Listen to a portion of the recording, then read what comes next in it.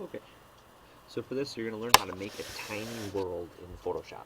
So a little globe marble kind of world hanging out inside your image. Our whole next unit is manipulating environments. So we're going to learn how to do a lot of things with landscapes.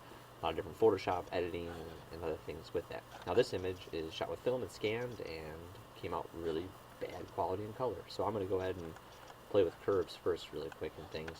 Our normal edits. So I'm going to bring contrast up, add a little color to the image, make it look a little bit better before I start. I certainly could do quite a bit more edits if I want to, other actions and things that we know, but we'll stick with this for now. I'm just going to flatten this. Then I'm going to go to image. I'm going to go to image size and make sure constrain proportions is deselected. I'm going to change the height and the width to the same number. I'm just going to go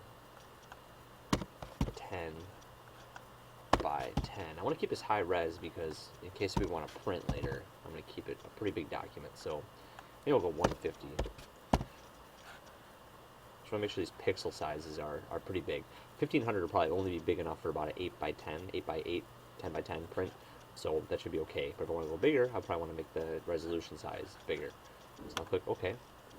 Now I have a square image. So next, we need to flip it upside down. So I'm going to go to Image, Rotate Canvas, 180 degrees clockwise. Now one thing that's going to be goofy is this white line is probably going to throw things off. So I could crop that out.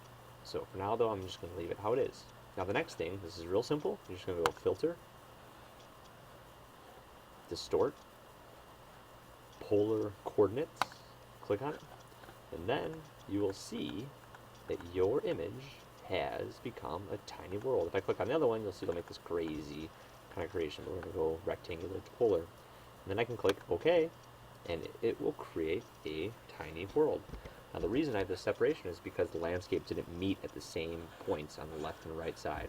So you want to consider that before you make it. Also, that white line is as a result of me not cropping that out. So you're going to want to consider that too. Something I can do now though to make it nice and clean and finished is if I go to the clone stamp over here, which we haven't really used that much yet, and then make my brush bigger by hitting brackets, I can zoom in, and if I hit Alt, it's going to bring up that plus sign. I can click on an area that I want to clone. I can then clone that color over here. You gotta be careful because you can see how this then moved across. I can then blend some of my image across to bring that line across. Now I can play with opacity and bigger and smaller brushes. If I want to try to like slowly feather it and layer it over so it looks like it kind of fades across, right? It fits a little bit better.